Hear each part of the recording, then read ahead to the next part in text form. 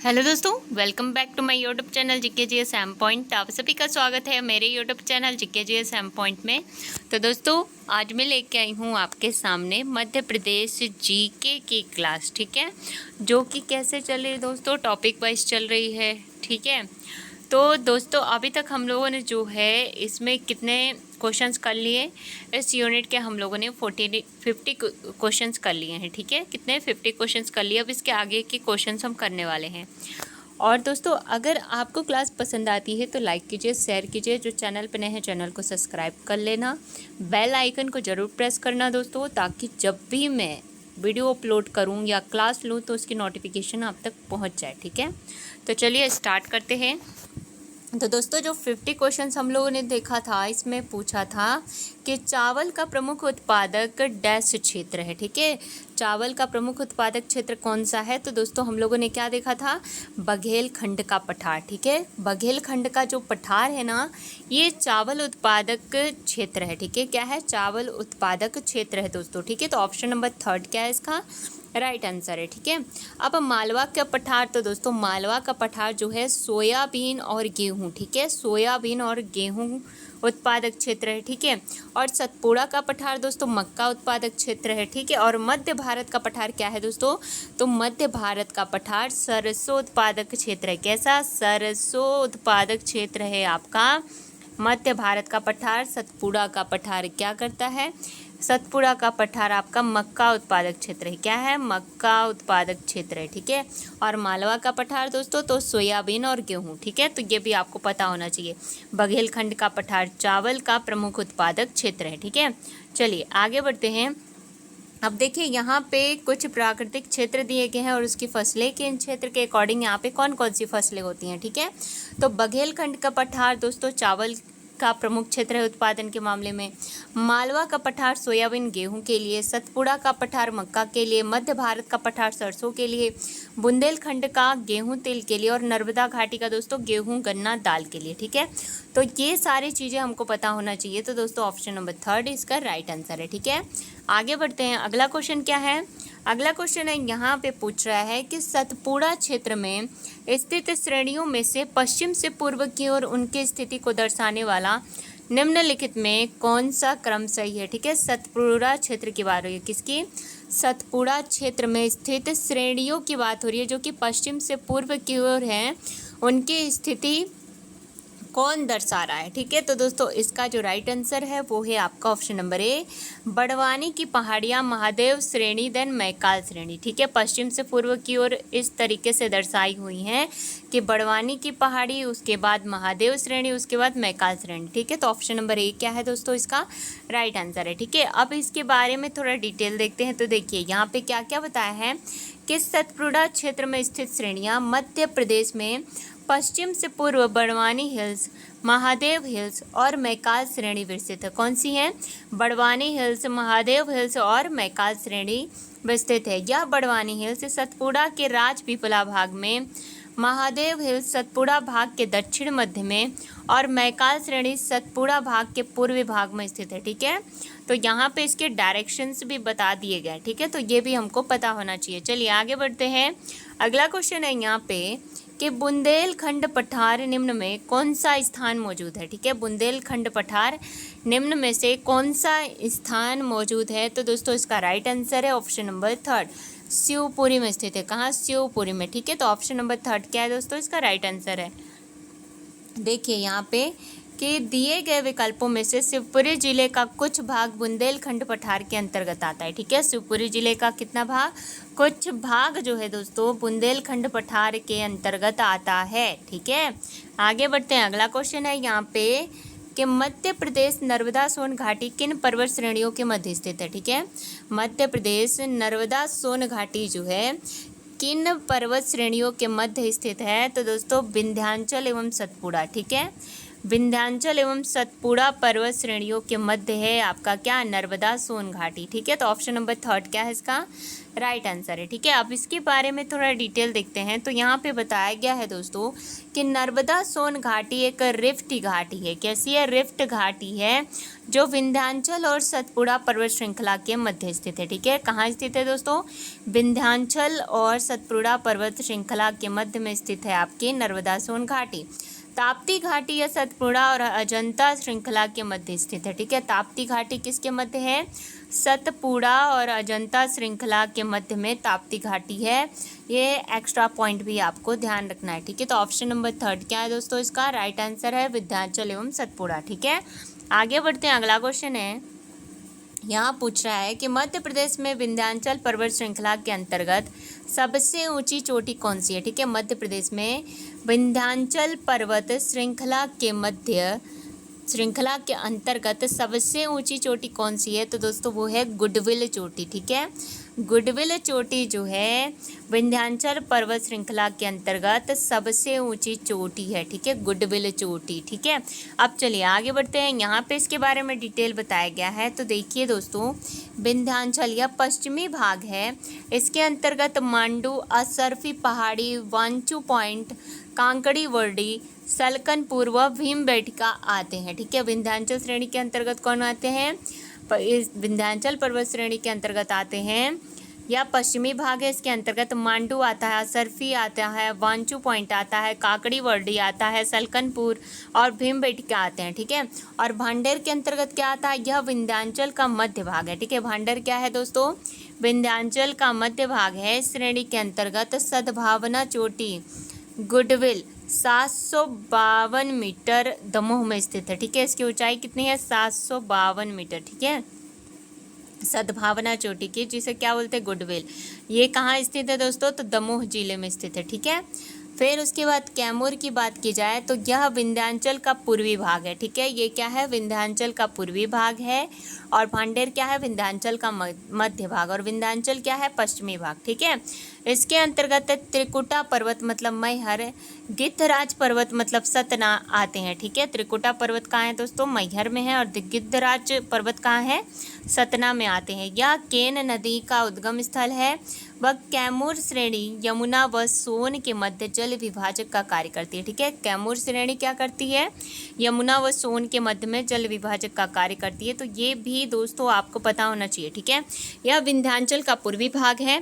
इसके अंतर्गत त्रिकुटा पर्वत जो कि मैहर में है, गिद्धराज पर्वत जो कि सतना में है। यह केन नदी का उद्गम स्थल है दोस्तों। कैमूर क्या है? केन नदी का उद्गम स्थल है कैमूर। ठीक है, वह कैमूर श्रेणी यमुना व सोन के मध्य जल विभाजक का कार्य करती है। कैमूर क्या करती है? यमुना व सोन नदी के मध्य में जल विभाजक का कार्य करती है। ये इंपॉर्टेंट पॉइंट है। ठीक है, आगे बढ़ते हैं। अगला क्वेश्चन है, यहाँ पे पूछ रहा है कि मध्य प्रदेश में किस पठार के अंतर्गत जबेरा का गुंबद स्थित है? ठीक है, मध्य प्रदेश का ऐसा कौन सा पठार है जिसके अंतर्गत जबेरा का गुंबद स्थित है? ये यहाँ पे पूछ रहा है।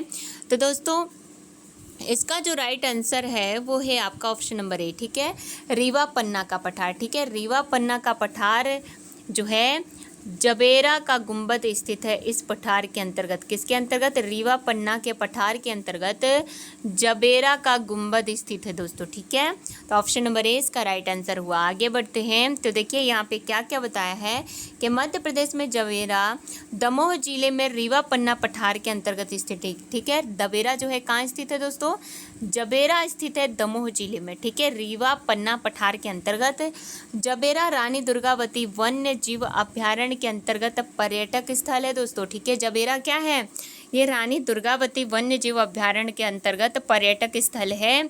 ये आपको पता होना चाहिए। ठीक है, चलिए आगे बढ़ते हैं। अगला क्वेश्चन है यहाँ पे कि उमरिया जिले में बांधवगढ़ पहाड़ियों के डैश पर्वतमाला में स्थित है। ठीक है, उमरिया जिले में बांधवगढ़ पहाड़ियों के डैश पर्वतमाला में स्थित है। किस पर्वतमाला में स्थित है? तो दोस्तों ये विंध्य पर्वतमाला में स्थित है। कहाँ स्थित है? विंध्य पर्वतमाला में स्थित है। तो ऑप्शन नंबर ए क्या है इसका राइट आंसर है। ठीक है, अब इसके बारे में डिटेल देखते हैं। तो मध्य प्रदेश के उमरिया जिले में मध्य प्रदेश के उमरिया जिले में स्थित बांधवगढ़ राष्ट्रीय उद्यान विंध्याचल पर्वतमाला पर स्थित है। ठीक है, विंध्याचल पर्वतमाला पर स्थित है बांधवगढ़ राष्ट्रीय उद्यान। ठीक है, कहाँ? उमरिया जिले में। इस राष्ट्रीय उद्यान में चरण गंगा नदी प्रवाहित होती है। ठीक है, इस राष्ट्रीय उद्यान में कौन सी नदी प्रवाहित होती है दोस्तों? तो चरण गंगा नदी। ठीक है, कहाँ? बांधवगढ़ राष्ट्रीय उद्यान में। ठीक है, चलिए आगे बढ़ते हैं दोस्तों। अगला क्वेश्चन क्या है? अगला क्वेश्चन है यहाँ पे कि मध्य प्रदेश की, ठीक है, क्या पूछ रहा है कि मध्य प्रदेश की सबसे ऊंची चोटी डैश में स्थित है। ठीक है, मध्य प्रदेश की जो है सबसे ऊंची चोटी जो है कौन सी है? वो है आपकी धूपगढ़ की। ठीक है, ये कहाँ स्थित है? तो दोस्तों ये सतपुड़ा श्रेणी में स्थित है। कहाँ? सतपुड़ा श्रेणी में स्थित है मध्य प्रदेश की सबसे ऊंची चोटी धूपगढ़। क्या नाम है उसका? धूपगढ़ नाम है दोस्तों। ठीक है, ये आपको पता होना चाहिए। ठीक है, तो अब यहाँ पे देखिए कुछ इंपॉर्टेंट चोटियों के बारे में बताया गया है। क्या क्या है कि मध्य प्रदेश की सबसे ऊंची चोटी धूपगढ़ है। सतपुड़ा पर्वत की सबसे ऊंची चोटी कौन सी है? धूपगढ़ है। मैकाल श्रेणी की सबसे ऊंची चोटी कौन सी है? तो अमरकंटक। अमरकंटक किसकी सबसे ऊंची चोटी है? मैकाल श्रेणी की। और सतपुड़ा पर्वत की सबसे ऊंची चोटी कौन सी है? धूपगढ़, जो कि मध्य प्रदेश की भी सबसे ऊंची चोटी है। ठीक है, राजपीपला श्रेणी की सबसे ऊंची चोटी चूलगिरी है। कौन सी है? चूलगिरी। बुंदेलखंड पठार की सबसे ऊंची चोटी कौन सी है दोस्तों? तो वो है सिद्ध बाबा की चोटी। ठीक है, मालवा पठार की सबसे ऊंची चोटी कौन सी है? सिगार। और विंध्याचल पर्वत की सबसे ऊंची चोटी है दोस्तों सद्भावना, जिसे क्या बोलते हैं? गुडविल। ठीक है, क्लियर है। तो यहाँ पे जो है दोस्तों हम लोगों ने क्या देखा? इंपॉर्टेंट चोटियों के बारे में। ठीक है, अब आगे बढ़ते हैं। अगला क्वेश्चन क्या है? अगला क्वेश्चन है कि मध्य प्रदेश की सबसे ऊंची चोटी कौन सी है? ठीक है, मध्य प्रदेश की तो दोस्तों धूपगढ़ की चोटी। कौन सी? धूपगढ़। ठीक है, आगे बढ़ते हैं। अगला क्वेश्चन है यहाँ पे क्या पूछ रहा है कि मध्य प्रदेश का प्रसिद्ध हिल स्टेशन पंचमढ़ी कहाँ स्थित है। ठीक है, मध्य प्रदेश का जो प्रसिद्ध हिल स्टेशन है वो कहाँ स्थित है? तो दोस्तों ये कहाँ स्थित है? ये स्थित है आपका महादेव पहाड़ी पे। कहाँ स्थित है? महादेव पहाड़ी पे। ठीक है, मध्य प्रदेश का प्रसिद्ध हिल स्टेशन जो कि पंचमढ़ी है, कहाँ स्थित है? महादेव पहाड़ी पे स्थित है दोस्तों। ऑप्शन नंबर बी क्या है इसका? राइट आंसर है। ठीक है, अब चलिए इसके बारे में भी डिटेल देख लेते हैं। ठीक है, बात हो रही है पंचमढ़ी की। ठीक है, तो होशंगाबाद जिले में सतपुड़ा श्रेणी के अंतर्गत महादेव पहाड़ी में स्थित प्रमुख हिल स्टेशन है कौन सी? पंचमढ़ी। पंचमढ़ी की खोज ब्रिटिश अधिकारी कैप्टन जे फॉरसोथ ने की थी। किसने की थी? जे फॉरसोथ ने की थी। पंचमढ़ी को सतपुड़ा की रानी एवं मध्य प्रदेश की ग्रीष्मकालीन राजधानी कहा जाता है। ठीक है, पंचमढ़ी को क्या कहा जाता है? सतपुड़ा की रानी और मध्य प्रदेश की ग्रीष्मकालीन राजधानी कहा जाता है। ठीक है दोस्तों, आगे बढ़ते हैं। अगला क्वेश्चन क्या है? अगला क्वेश्चन है कि मध्य प्रदेश मुख्य रूप से है। ठीक है, मध्य प्रदेश जो है मुख्य रूप से क्या है? तो दोस्तों ये है पठार। ठीक है, मुख्य रूप से क्या है? पठार है। तो ऑप्शन नंबर डी क्या है इसका? राइट आंसर है। ठीक है, अब चलिए ये पठार कैसे हुआ? तो देखिए मध्य प्रदेश मुख्य रूप से एक पठार है जो दक्षिण पठार का भाग है। किसका भाग है दोस्तों? दक्षिण पठार का भाग है। ठीक है, आगे बढ़ते हैं। अगला क्वेश्चन क्या है? मध्य प्रदेश के उत्तर में उपजाऊ घाटी और रोलिंग पहाड़ियों को क्या कहा जाता है? ठीक है, मध्य प्रदेश के उत्तर में उपजाऊ घाटी और रोलिंग पहाड़ियों को क्या कहा जाता है? तो दोस्तों इसे कहा जाता है बुंदेलखंड। क्या कहा जाता है? बुंदेलखंड कहा जाता है। तो ऑप्शन नंबर थर्ड क्या है इसका?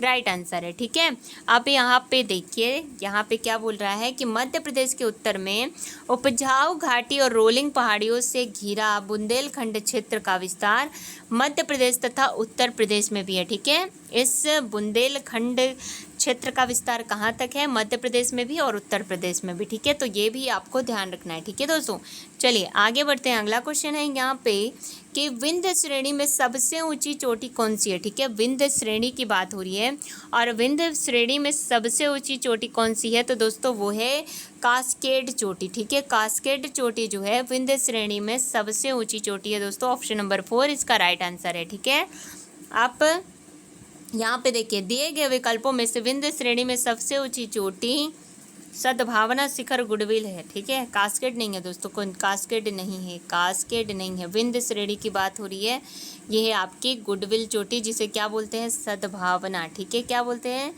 सद्भावना शिखर या चोटी। ठीक है, सद्भावना चोटी। क्लियर है? सॉरी मेरा मिस्टेक था, कास्केट चोटी बोला मैंने, ठीक है, गुडविल चोटी होगी, ठीक है। विंध्य श्रेणी में सबसे ऊंची चोटी कौन सी है? गुडविल। आगे बढ़ते हैं, अगला क्वेश्चन है यहाँ पे क्या पूछ रहा है दोस्तों कि वह जिला जो परित्यक्त शहर, ठीक है, परित्यक्त शहर अबॉन्डेंट सिटी कहा जाता है, क्या नाम है उसका? ठीक है, वह जिला जो परित्यक्त शहर अबॉन्डेंट सिटी कहा जाता है, क्या नाम है उसका? तो दोस्तों इसका जो राइट आंसर है वो है आपका ऑप्शन नंबर 3, जिसे बोलते हैं मांडू, ठीक है। क्या बोलते हैं? मांडू, ठीक है। अब चलिए यहाँ पे जब मांडू की बात हो रही है तो इसके बारे में देख ही लेते हैं थोड़ा डिटेल, ठीक है। तो देखिए, परित्यक्त शहर उस खूबसूरत शहर को कहा जाता है जहाँ इतिहास और अजीब तथ्यों के रहस्य मौजूद होते हैं, ठीक है। अब मध्य प्रदेश में मांडू शहर को परित्यक्त शहर के नाम से जाना जाता है। भारत में फतेहपुर सीकरी उत्तर प्रदेश और विजयनगर कर्नाटक भारत के अन्य प्रमुख परित्यक्त शहर हैं, ठीक है। मतलब एक तो है ही मांडू, तो है ही मांडू के साथ और कौन कौन से हैं? फतेहपुर सीकरी जो कि उत्तर प्रदेश में है, और विजयनगर जो कि कहाँ है? कर्नाटक में, ठीक है। और यहाँ पे मांडू कहाँ है दोस्तों? तो धार जिला जो कि मध्य प्रदेश में है। क्लियर है? चलिए आगे बढ़ते हैं। अगला क्वेश्चन क्या है? अगला क्वेश्चन है यहाँ पे कि मालवा पठार में स्थित पहाड़ियों को ऊंचाई के बढ़ते क्रम में व्यवस्थित कीजिए, ठीक है। मालवा के पठार में स्थित पहाड़ियों को ऊंचाई के बढ़ते क्रम में व्यवस्थित करना है। तो दोस्तों इसका राइट आंसर है ऑप्शन नंबर ए, धजारी चोटी, जाना पाव चोटी और सिगार चोटी, ठीक है। कौन सी है? पहले ऊंचाई के बढ़ते क्रम में धजारी चोटी, फिर उसके बाद जाना पाव चोटी, फिर सिगार चोटी। सबसे ऊंची चोटी कौन सी है इनमें? सिगार चोटी है, ठीक है। तो ऑप्शन नंबर ए क्या है दोस्तों? इसका राइट आंसर है। अब देखिए यहाँ पे इनकी ऊंचाइयाँ बताई गई हैं कि धजारी चोटी जो है कितने मीटर ऊंची है दोस्तों? तो ये 810 मीटर ऊंची है, ठीक है। जाना पाव चोटी कितनी ऊंची है? तो 854 मीटर, और सिगार चोटी दोस्तों 881 मीटर ऊंची है, ठीक है। तो ये भी आपको इम्पॉर्टेंट पॉइंट ध्यान रखना है, ठीक है। आगे बढ़ते हैं। अगला क्वेश्चन क्या है कि चूलगिरी की पहाड़ियाँ मध्य प्रदेश के किस भाग में स्थित है, ठीक है। चूलगिरी की पहाड़ियाँ जो है मध्य प्रदेश के किस भाग में स्थित है? तो दोस्तों दक्षिण पश्चिम भाग में। कहाँ स्थित है? दक्षिण पश्चिम भाग में स्थित है चूलगिरी की पहाड़ियाँ, ठीक है। अब चलिए यहाँ पे इसके बारे में डिटेल देखते हैं। तो चूलगिरी की पहाड़ियों के बारे में डिटेल बताया गया है कि मध्य प्रदेश के दक्षिण पश्चिम में बड़वानी जिले में चूलगिरी की पहाड़ियाँ स्थित है। कहाँ स्थित है दोस्तों? बड़वानी जिले में। कहाँ स्थित है? बड़वानी जिले में, ठीक है। 52 गजा मंदिर इन्हीं पहाड़ियों पर स्थित है, ठीक है। 52 गजा मंदिर कहाँ स्थित है? चूलगिरी की पहाड़ियों पर स्थित है दोस्तों, जो कि कहाँ है? बड़वानी जिले में, ठीक है। तो अगर आपसे ये पूछा कि 52 गजा मंदिर जो है किस जिले में स्थित है, तो दोस्तों आपको बिल्कुल मिस्टेक नहीं करनी है, बड़वानी जिले में स्थित है, ठीक है। तो दोस्तों यहाँ पे जो है आपका ये यूनिट कंप्लीट होता है, यूनिट 3, ठीक है। अब नेक्स्ट यूनिट मैं आपको नेक्स्ट क्लास में कराऊंगी। और दोस्तों मेरा रिक्वेस्ट है आपसे कि अगर आपको क्लास पसंद आती है तो प्लीज़ लाइक कीजिए, शेयर कीजिए। चैनल पे जो नए हैं चैनल को सब्सक्राइब कर लेना, बेल आइकन को प्रेस करना, ताकि जब भी मैं वीडियो डालूँ उसकी नोटिफिकेशन आप तक पहुंच जाए, ठीक है। तो मिलते हैं नेक्स्ट वीडियो में, तब तक के लिए बाय बाय।